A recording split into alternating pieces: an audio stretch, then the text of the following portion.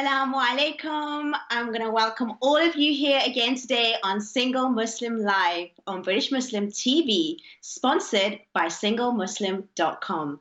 I am so pleased to be here once again on this amazing show, and this is your show. Remember that you can call in and you can ask any questions or any comments, and I'm here to facilitate and serve your requirements, inshallah.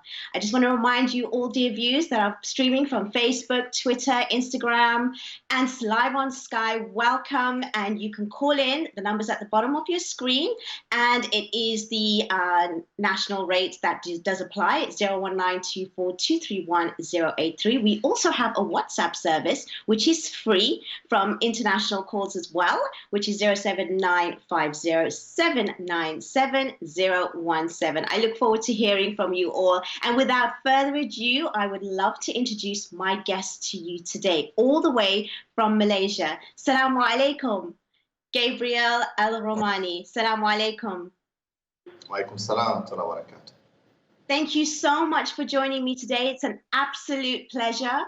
I just want to say that today we have another topic, and we are going to be concentrating on this, which is reclaiming Muslim masculinity. It's a really important topic, and the direction can go anywhere. But I would be really, really happy to have all of you have some sort of input in which direction you want the conversation to go. And that can only happen if you actually call in. Share your thoughts. Any single Muslim, male or female out there, whatever you're going through, whatever the obstacles and challenges, you have an amazing opportunity, especially with a brother Gabriel here today.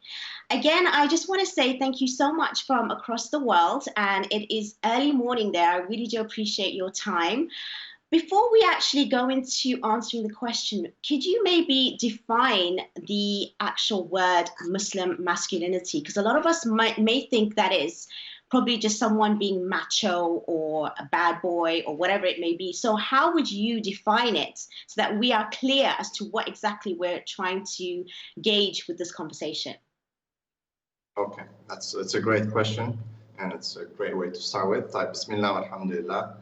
In the name of Allah, the most gracious, most merciful, and peace be upon the Prophet ﷺ.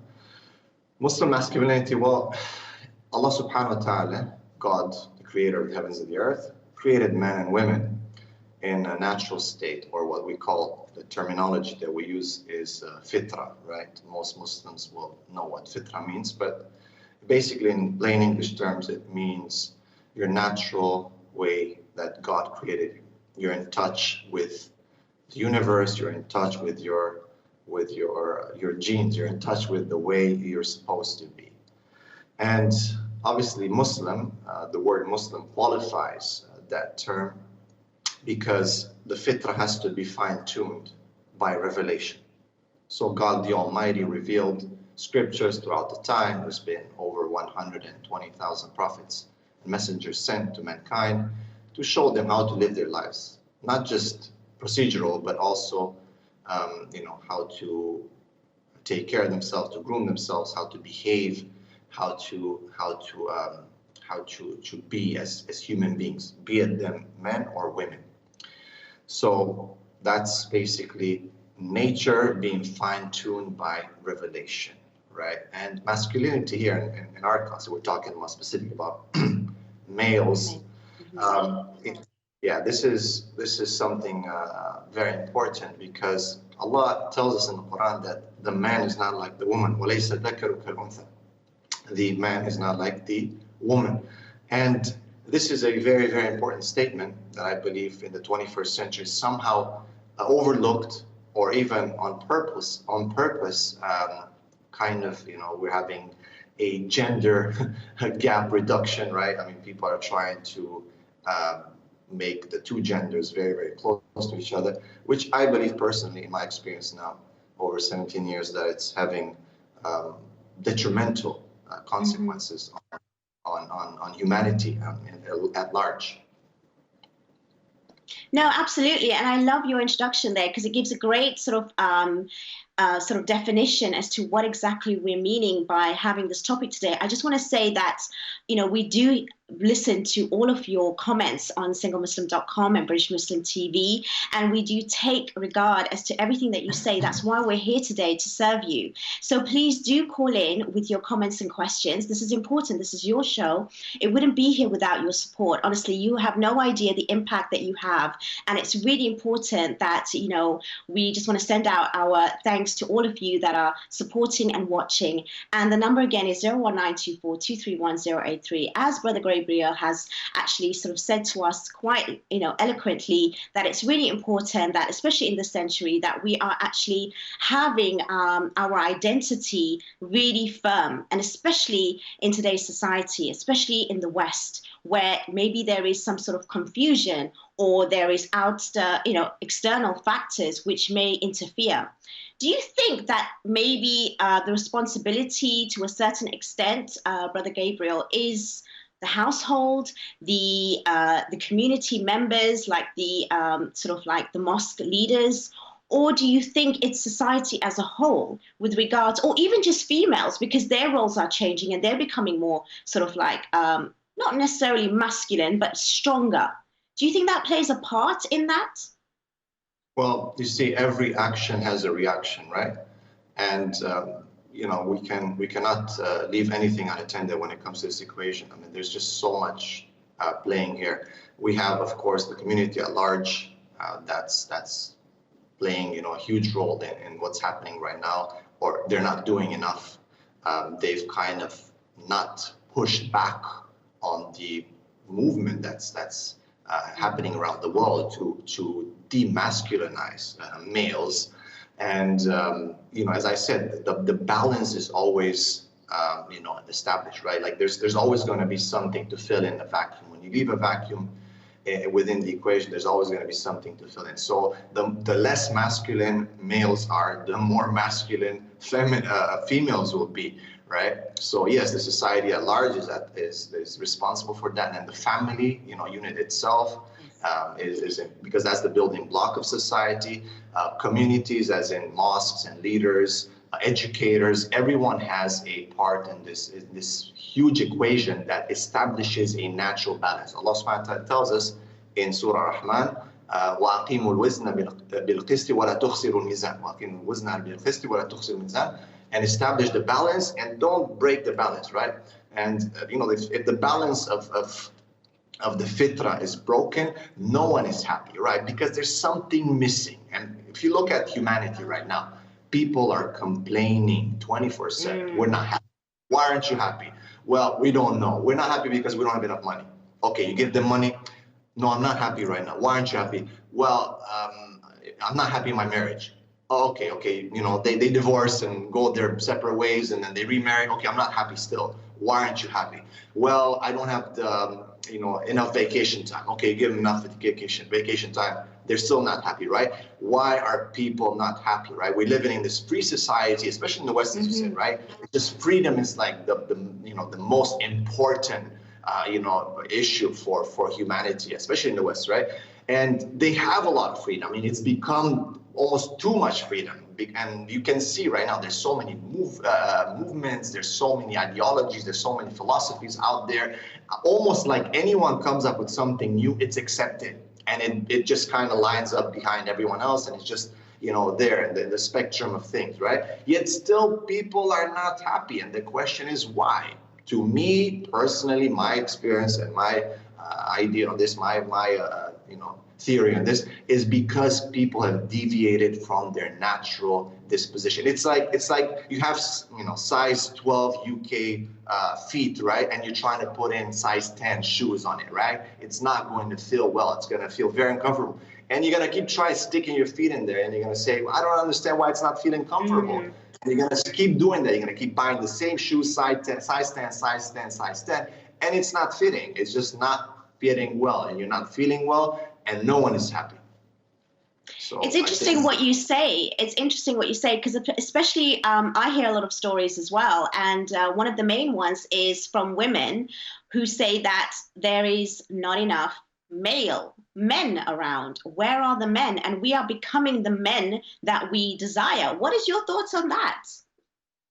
Okay, so I think there's a huge difference between men and males. So males is a gender that Allah subhanahu wa ta'ala has created people on. So that's the male gender, right?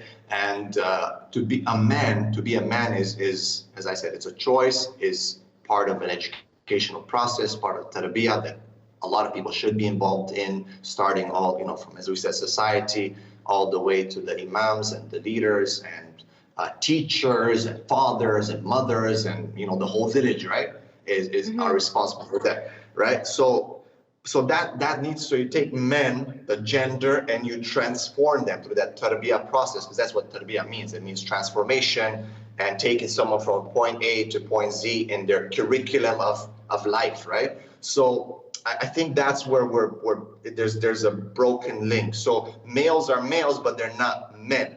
And because they're not men, okay, they're not fulfilling that duty that, again, we talked about revelation and divine given direction and fine tuning. They're not fulfilling that concept of being a khalifa on earth, right? Allah subhanahu wa ta'ala told us, Inni ja'ilun fil ardi khalifa. I'll put my vicegerents, my representative on the earth. So again, that vacuum is left there. And as you said, so women now, one of the sisters was saying that we've become the men that we wanted to marry. We filled in that vacuum. You know what I mean? Yeah. So I mean, I wouldn't be shy to say that there's very few real men left around, in this world. And it's not a conspiracy theory or anything like that, but I believe there's a systematic move to demasculinize men. And you see the term toxic masculinity, and people, as soon as they hear the word masculinity, they get very, very, very worried. Maybe.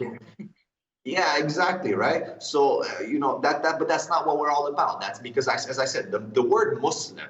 The word Muslim qualifies everything for us, right? The word Muslim says ethics, morals, honor, respect, protection, care, passion, love, mercy. All these things qualify what the word masculinity is. You know what I mean? So I always say that, the reclaiming Muslim masculinity is actually a solution to women's problem, right? Women are not happy today. They're not happy. Not that maybe the topic of another show to talk about women. We're not talking about women today, but they're just part of the equation, right? So women are not happy.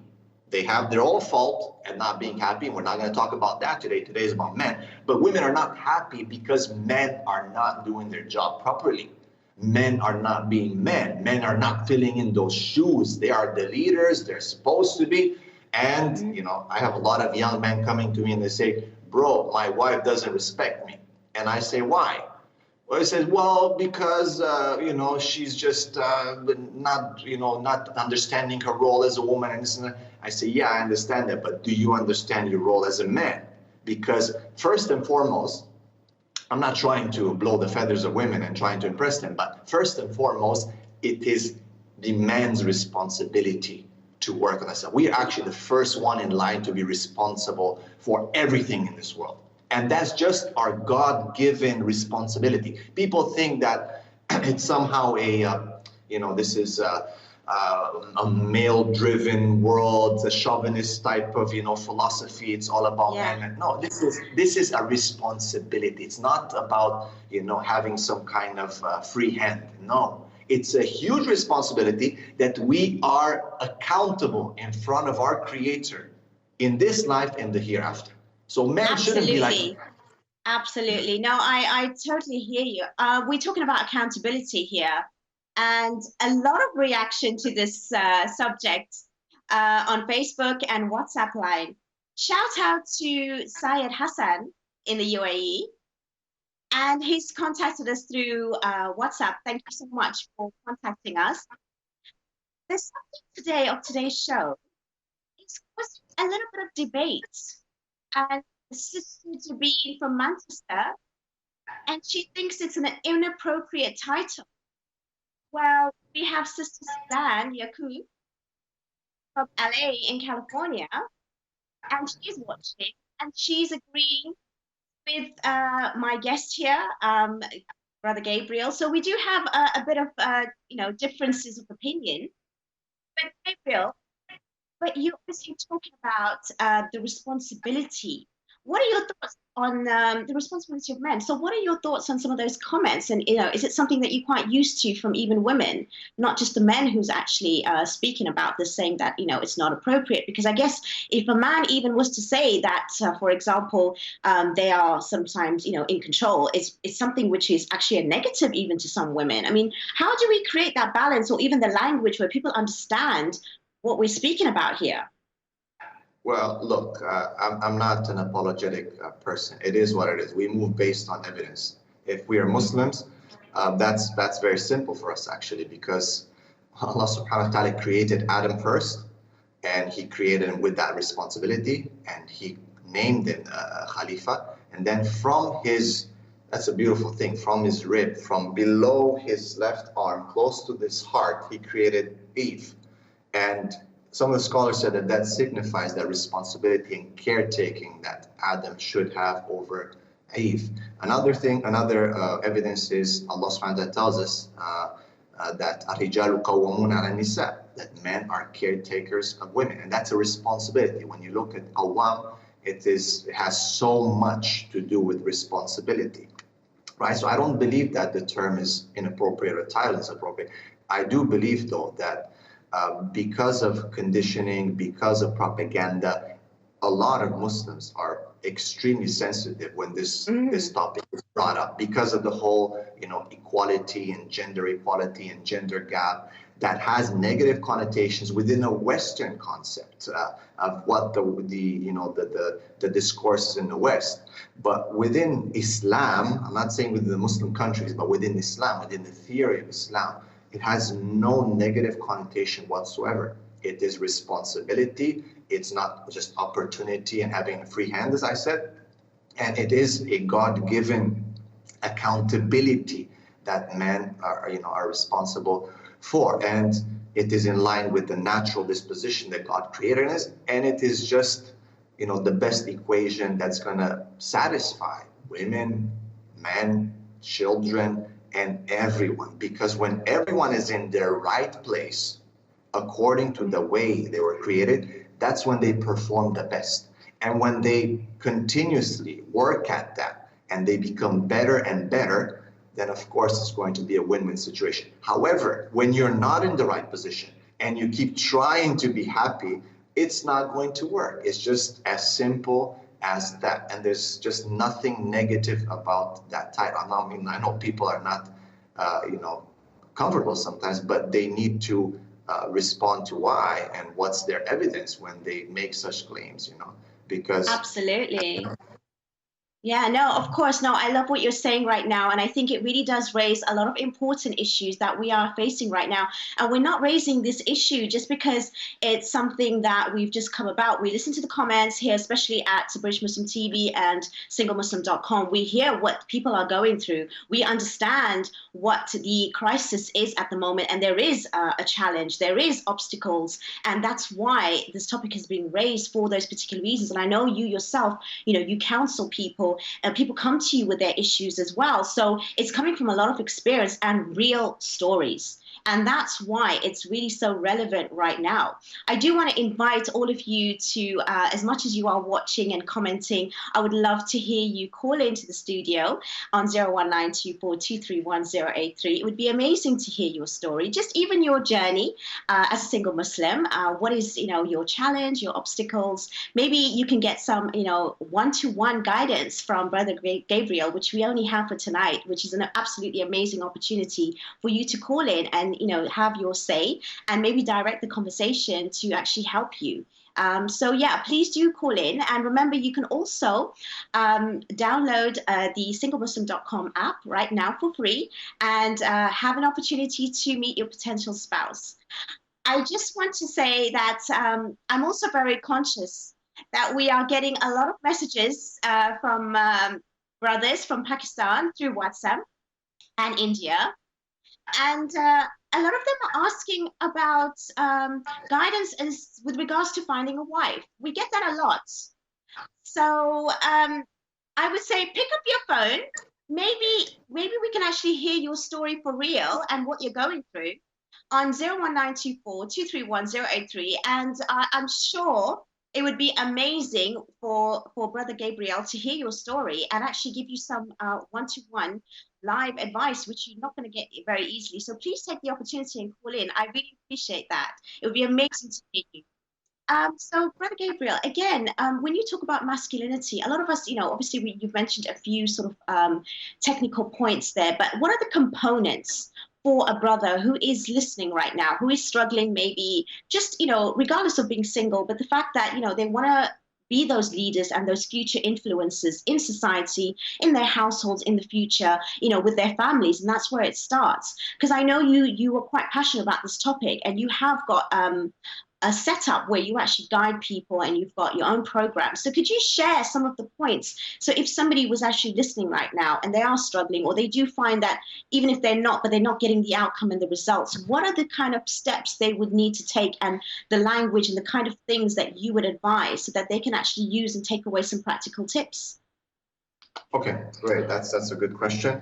So let me just take it back for 1 second. So I want to reiterate that this is a system-wide issue, right? The problems that women are facing, men are facing, not being able to find a spouse, not being able to find the right spouse, not being able to have a successful marriage, the issues of divorce, the lack of masculinity, the lack of femininity. That's also, it's all part of it. But it's a system issue that actually starts with our educational system. There's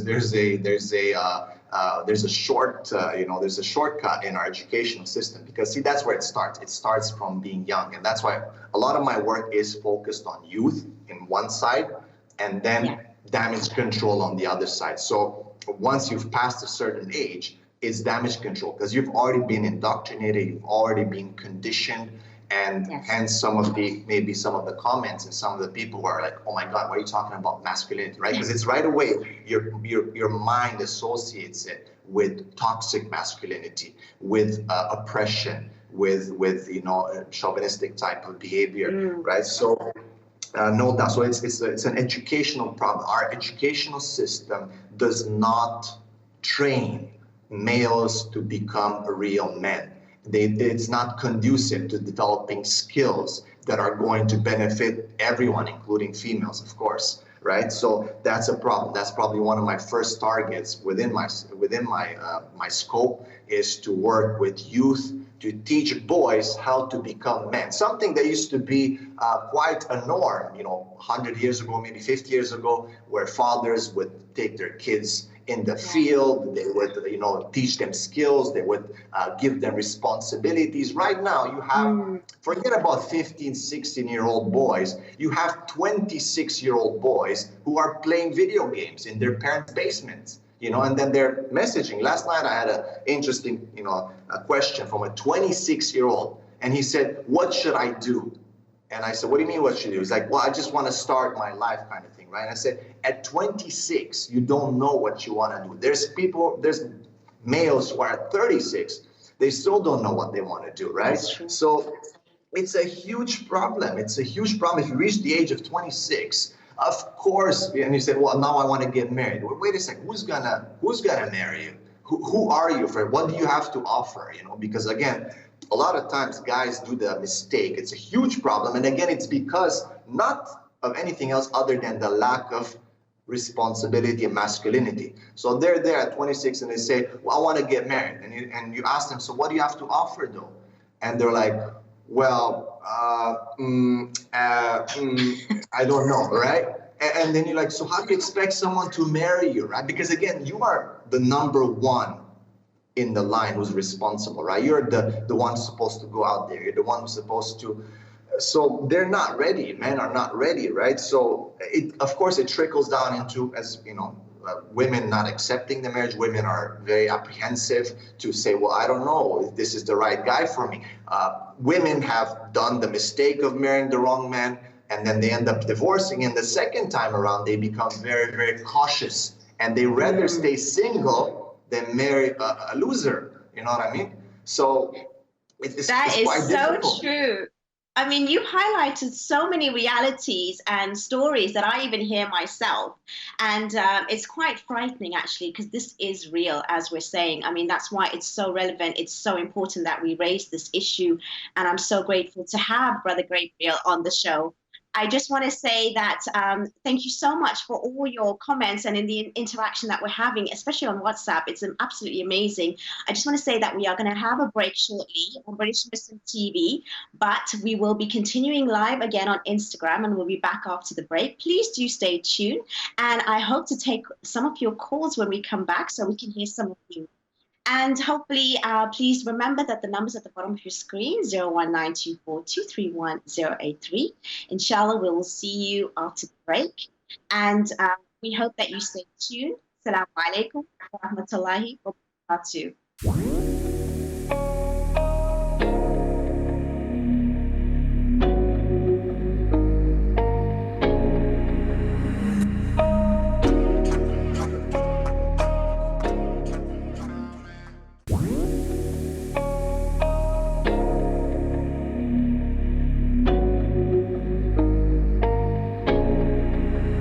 Assalamu alaikum, how are you? Welcome back to Single Muslim Live. And we are here sponsored by SingleMuslim.com. And I just want to say that, again, the subject we're talking about today is reclaiming Muslim masculinity. And we have with us an amazing guest, Brother Gabriel Al Romaani, who is helping me in the studio, just taking all of your messages. And there's so much interaction going on, especially from all over the world, South Asia, UK, and Scotland, everywhere. It's absolutely amazing. And the best thing I've heard so far during the break is there are actually people who help, and they're and to actually be interested in signing up to SingleMuslim.com, which I'm so pleased because I know some real success stories over this. And we will read one of the messages that have come through earlier. And Abdul Amin from Luton said, he said he's really enjoying the show, and there's nothing wrong with this topic because most of the time we tend to give less attention to such programs because everyone feels shy to hear this kind of education in an Islamic aspect, and it does affect us, and people are left ignorant when sort of like putting forward these sort of important topics in Islam. And I really thank you so much for your calls, for your comments, and especially everyone that's supporting right now. I really appreciate it, but I would love to hear your story personally, especially if you were to direct it to Brother Gabriel, who is an amazing mentor to many youth and Muslim men and women out there. And we have him especially tonight. So please take the opportunity to call in on 01924231083, where he can answer your questions directly. What a treat. So please do call in. I'm waiting. We are waiting here to take your call. Thank you so much.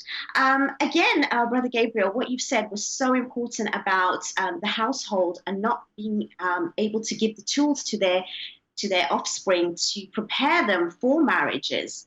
There are so many struggles that we're facing in society and in the households, and obviously as there may be a movement around to actually break sort of the gender and sort of make those sort of fluid and liquid so that we can have freedom in all of that. But we're not realizing that it's actually in contradiction directly to our faith, and that's where we need to concentrate and come back to. And like you said, you always go back to when people say that this is not correct or this is not appropriate, where is the evidence? And it's really important that we gain that Islamic knowledge and live by it, because even our traditionals faith and cultures are actually interfering in our actual religious practice. And that is so important that we understand that, because again, we always come back to this point where the traditions and cultures are actually holding us backwards, when our religion is actually very forthcoming. It's very modern in a sense that we do address all sort of aspects in life. That's where we can say that we can live our religion. So how much more can we live and reclaim our Muslim masculinity amongst these, the youth especially in our society? What are the Actually, before we go to that, we have a caller online. Assalamu alaikum.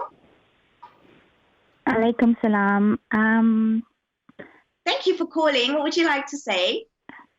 Well, actually, I'm calling from London.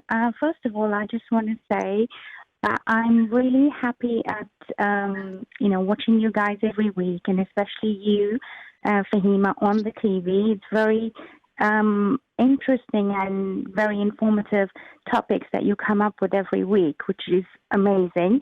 And as for your, brother Gabriel, it's lovely to hear his views on, such a topic. And I really respect what he says. And it's true, I do agree with a lot of things what he says, actually most of it.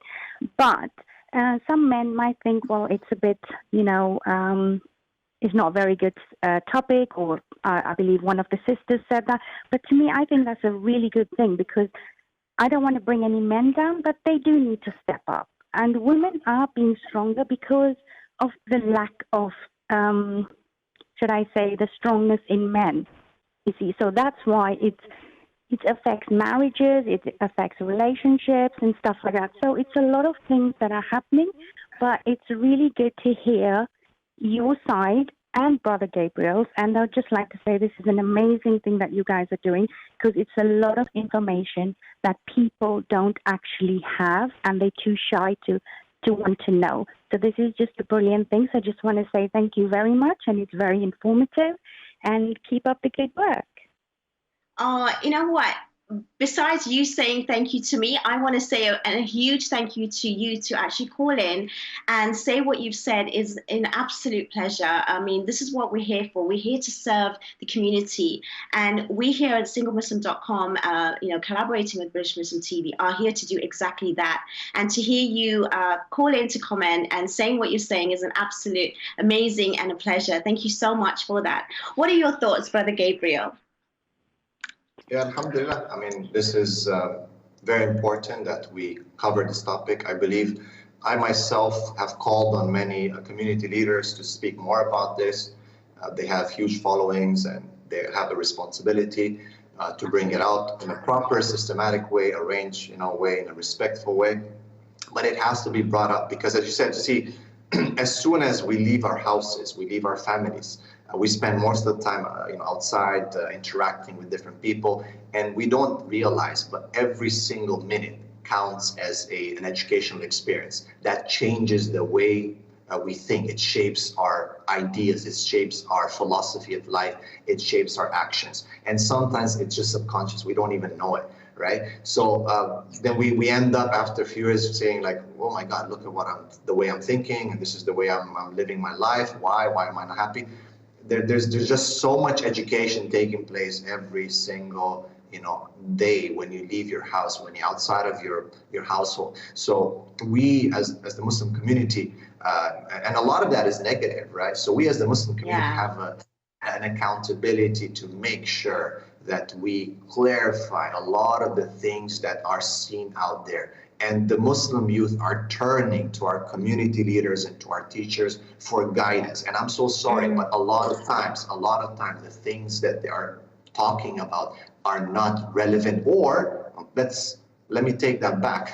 It's not that it's not relevant necessarily. Of course, everything in Islam is relevant, but it's just maybe not a priority right now. We keep talking about the same topics over and over again, but we need to talk about current issues. We need to have a fiqh or an understanding of what's happening in 2020. What are the challenges that we are facing? And Islam has the answers for all those challenges. The way the Sharia is set up, the way our fiqh is set up, everything from A to Z has given us a system and the tools to be able to tackle all these challenges. The problem is, again, I think as the sister was mentioning, culture overshadows the sunnah. Our society and our practices overshadow the Quran. And it seems, I know we're using a term religion, but a lot of times when we explain Islam to the non-Muslims, what's the first thing we say? We say, Islam is not a religion. Islam is a way of life, right? But we're not actually using it as a way of life. Yes. It has become a religion, hasn't it? You know, we kind of practice it on Friday, or even if you are so committed during the 5 daily prayers. So 5 times a day, you're a good Muslim. But other than that, in between, it's like, yeah. No, you're so true in saying everything that you're saying, and I second all of that. And thank you again for the sister that called in. It really does go to show that we here on British Muslim TV, in partnership with SingleMuslim.com, do listen to the public, and especially the ones that are subscribing and following and all your comments. That's why we are raising these topics, because this is your show. This is for you. And if you want to call in, it is absolutely amazing to hear your voice right now. If you want to, it's on 01924231083. We have lots of interaction on all the other platforms and streams. But again, the more calls, you have the opportunity to speak to Brother Gabriel, which is all the way from Malaysia, up really early in the morning, probably the Salat al-Fajr as well. So, you know, I really appreciate that. Yeah, you probably, you know, looking at your time for that. 1 hour till present. Still 1 hour. Okay, amazing, amazing. No, but you know what you bring to the community and the topics that you raise, it's so vital. And our the youth are quite lost, and without guidance and more leaders and influencers like yourself is what we really require. So what is the protocol? What is it that you do? And can you share some of the actual programs that you have, so that, you know, some people can maybe go away with some practical strategies? Okay, that's a great question. So one thing that you have to understand about myself is that I converted to Islam 17 years ago, right? So, you know, I did it in Canada. I mean, I was born in Romania. I moved to Canada. I did my education there. After 9/11, I converted to Islam, okay? And then I moved after that. I moved to the UAE.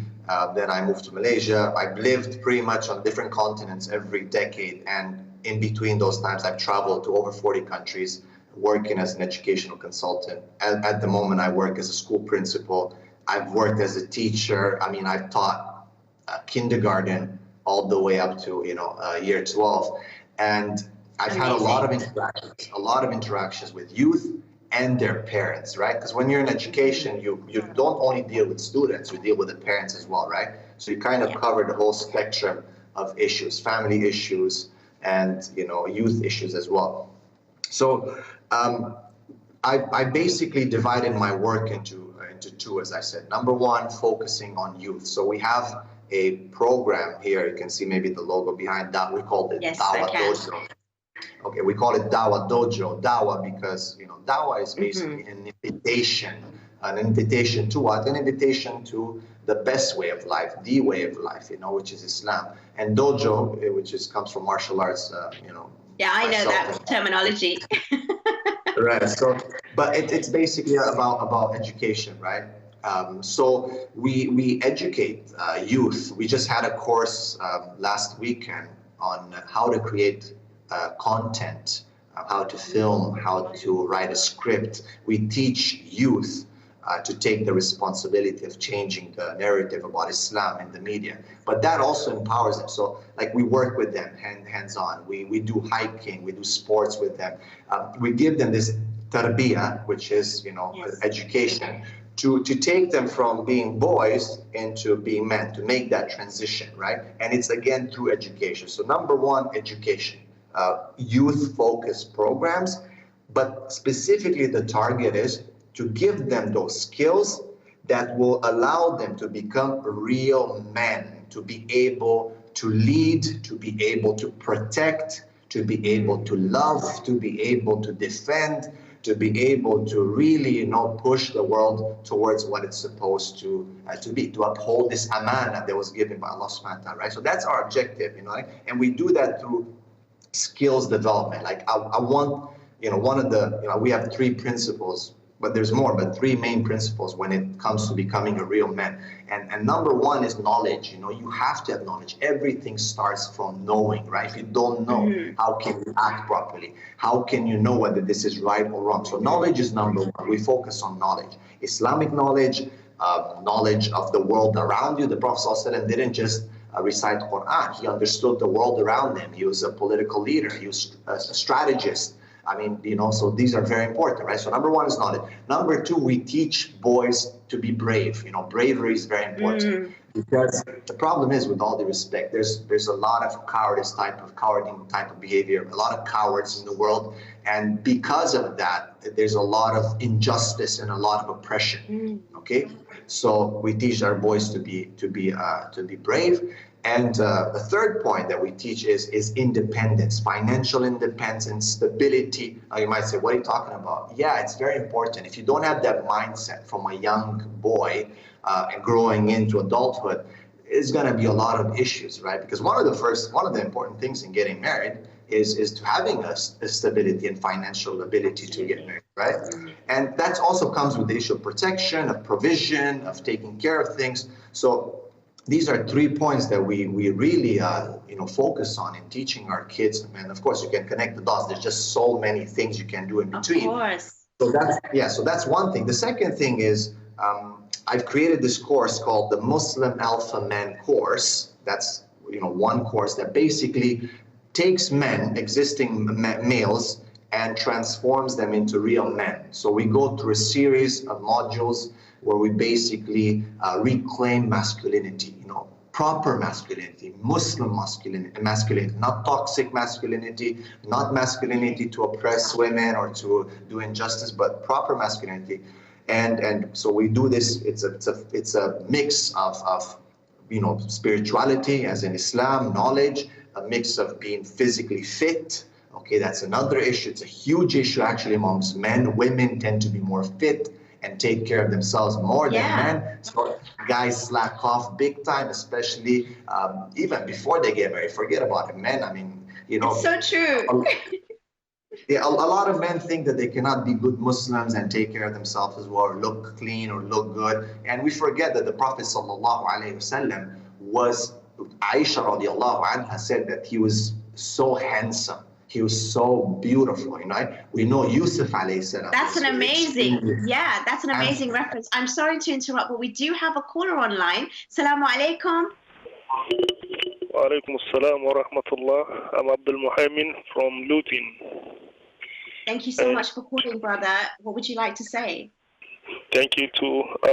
My concern is that most of the time, especially when it comes to my own personal experience, I meet some Muslim women, and what happens is that they always want you to look so perfect all the time. In terms of your appearance, how you spend, how you take your daily activities, they want you to look expensive. They want you to look too special.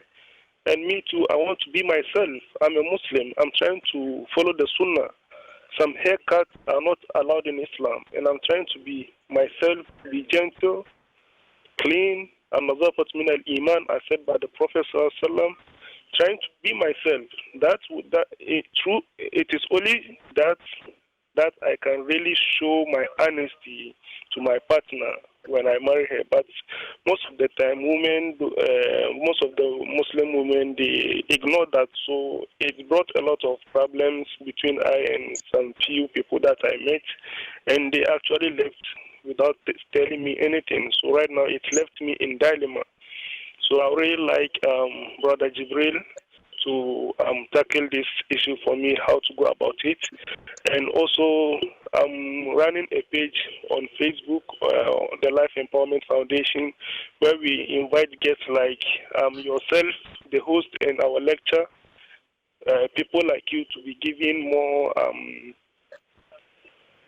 educative lectures about this kind of topics. And I have followers and people are really enjoying it. I'll really be happy to have program with you one day, inshallah. And thank you very much for this program, and may Allah subhanahu wa ta'ala richly bless you for this program, inshallah. Thank you so much, Jazakallah khair, for your comment and your question, and please do leave your details with the studio. We will definitely get in touch with you. I just want to acknowledge some of the WhatsApp messages. We've got Cecilia Paving, who sent a WhatsApp message. She's asking for support in finding a spouse for her daughter. And we have, again, when we are just addressing the caller that we just had, it's very grateful. I'm really grateful that you called in, and it's a really important topic. And I know Brother Gabriel has addressed about grooming and men recently, and obviously there is a balance and there is an extreme, and obviously men are finding it very difficult to keep up to what women desire and want, and where is that actual level? So what are your thoughts on what the caller has just commented with regards to that? Okay, very good comments. See, it's quite simple. Allah subhanahu wa ta'ala has given your body as an amana. He was asking about, that women have the expectations of looks and so on. And rightly so. I believe women have the right to expect their future husband or their husband to look good. And they have the right to have a handsome husband.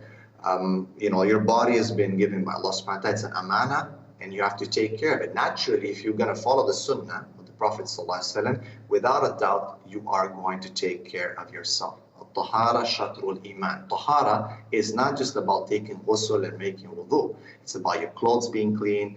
And again, we look, in my course, the standard for being a Muslim alpha man is the Sahaba of the Prophet ﷺ. Of course, before that, the Prophet ﷺ himself. So when we look at these people, we see, yes, they're humble, they're confident, they're not arrogant. There's a difference between arrogance and confidence, okay? Absolutely. You have to make that distinction. But they're humble, but they're strong, they're firm, and they've achieved so much in such a short time, right? Again, the question is why. And so I don't, in my courses, in my work, I don't try to bring just my own perspective. I always connect it back, as I said at the beginning of the show, to the evidence. What's the evidence? What's the standard? And the standard is always Islam, and the standard is always the Prophet ﷺ. So, but I believe though, there's a huge injustice, because a lot of times men, they expect the woman to be very, very good looking, take care of herself, right? There's this expectation in our cultures that the woman is just, very attractive, right? She should take care of her weight, she should take care of her clothes, she should take care of her looks, and that is correct. One of the companions of the Prophet ﷺ, he used one of the evidences in the Quran, where he said that